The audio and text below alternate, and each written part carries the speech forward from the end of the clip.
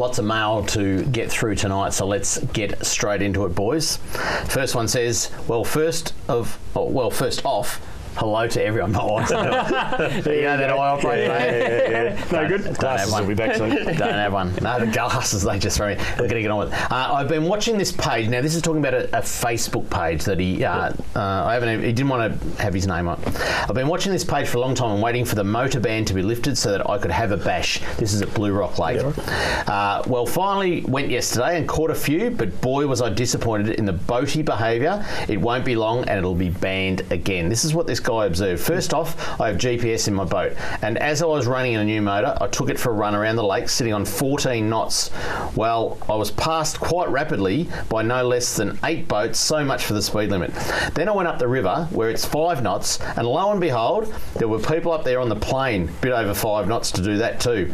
Then to top it off, when I was coming back through the sticks, I was watching one boat zooming through and thought, geez, he knows where he's going. Next minute, I see the boat airborne on its side, and yep, over it went. And I think we've got a photo of that. No, yeah, so he's full of water, right? Yep. Next minute, I see the boat, and I went across, and they were luckily thrown out of the boat, and the boat was full of water. I towed them to shore and helped to get it right. All I can say is we won't have the fishery long if this keeps up. And just on the last note, a couple of the speedsters I saw up the river are regular posters on this Facebook site, which is not good. My rant, hopefully it can get better. There you go. So obviously, there's a lot of jokers up there mucking around, and seriously, it will be taken off us just like a click like that. Yeah. It was a hell of a lot easier to lose it than it was to get it to where it is now. That's the thing. If you read the fine print, it was a 12-month trial. If people are abusing it, Blue Rock Lake will be closed again and be limited to whatever it was, 5 horsepower and 3.1 metres or whatever it was. So we'll have to go back to the motor. Please behave in Blue Rock. Thanks, mate. Whoever you are. Next one. This is from Rosemary.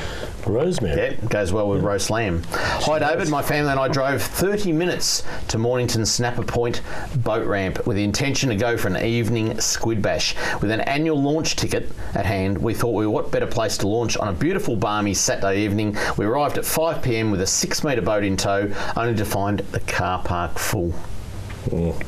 And with 80% of the car park taken up by cars only, parked in car trailer bays. The car park clearly states car trailer parking only, and not one had an infringement on their windscreen. I know we pay fees for launching, but come on, cars, do not take up our spaces. Took 2 very disappointed children back home. That's why one authority policing it, got to get better at our boat ramps. That's like a handicapped person pulling up in a handicapped parking bay when there's a parking bay next to it. What? Well, it should put up in the parking bay next to it so they can let the other handicapped person use that one just in case. Was that you the other day? I saw a handicapped person park in a normal parking bay, and I saw someone get out and abuse them for parking in their spot. Anyway, no, don't get me started. Anyway, let's keep going. This one, we were going to have a segment called Don't Get Me Started, but seriously, what we received in the mail, it's too far. It's gone too far. We cancelled the segment. I'm sorry, but don't get me... We might throw up a little bit of Don't Get Me Started every now and then. But this one is Don't Get Me Started.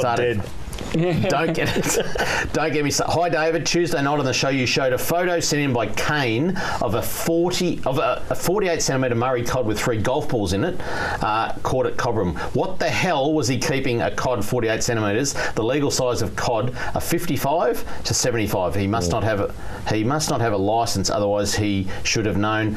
By the way, the golf course is some distance from the Murray. Don't get me started. Well, I looked up Kane's email, and it says, hi guys, caught a 58 centimetre cod at Cobram. So sorry if I said 48, sorry if we got it wrong, but one of us did. 58, no problem at all, except they eat golf balls. The next one, hi boys, sensational idea for a segment.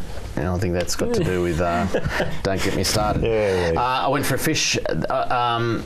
If I want to fish the Maribyrnong on the Yarra River in a tinny, I have to launch in at the Newport boat ramp. So this means up to an hour's drive to the ramp and then up to an hour to get to the Maribyrnong Road Bridge. There are many great jetties and pontoons to tie up along the river. However, when I spoke to the Moonee Valley Council about putting in a boat ramp, the response I got was, absolutely no way.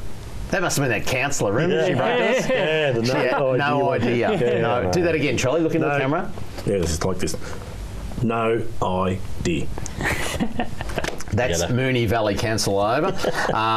Because boats are the cause of erosion on the banks. Don't get me started. What do we need to do to get a boat ramp put in on the Maribyrnong? Well, what we need is one authority looking after boat ramps. Exactly. Let's keep punching through this. Hi, guys. I just want your opinion on boat licence practical testing. It seems that more and more people are getting into boating and fishing in the past few years, and I've been noticing more and more boat ramp fails. Did you see the bloke in the BMW at Dramana yesterday?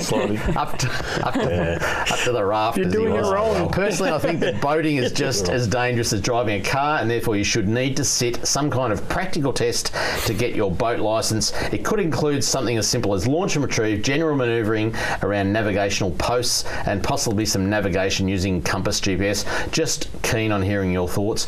I absolutely agree. A practical test. Could not agree more. And you shouldn't be allowed to tow boats with BMWs. If you can't back, you just drive them in like some people. Yeah, going forwards. Happens a Pato every year. Practical testing, it's the only way to go. And I'm sure marine safety are looking into it, but I don't hold your breath with marine safety, I tell you. Next one. Hi, folks. You mentioned a guy having trouble fishing with a stroke affecting his left hand. I've read good reports about the Breakaway casting aids. Maybe one could help that bloke. Now, whoever that bloke was that wrote to us, Google it. Breakaway casting aids. Hopefully that helps. Thanks, Andy, for that.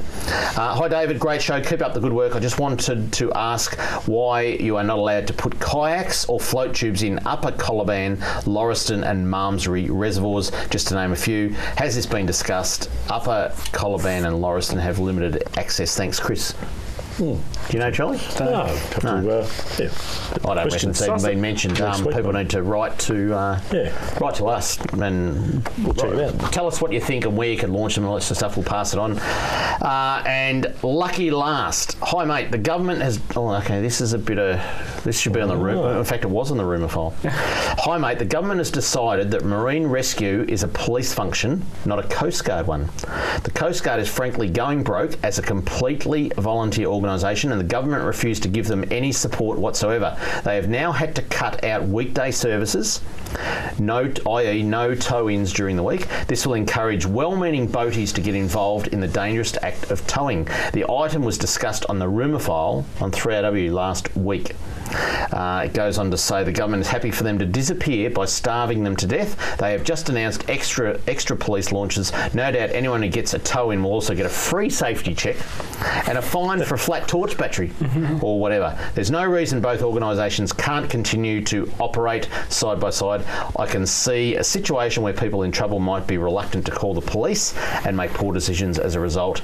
Now, his mate wrote, his mate must be in the know, right? Because the email says, thanks, XXXX, all blanked out, right? It says, I had a chat to blah, blah, blah of the Coast Guard, and much of what you report seems correct. In reality, it seems as though the bureaucrats in Transport Safety Victoria are the main culprits, who are empire building. I'm just reading it out. I'm just saying it as it is. They're empire building and causing poor policy options to be placed in front of the minister. We are arranging a meeting of stakeholder groups next week to consider options to fix the problem. So there you go.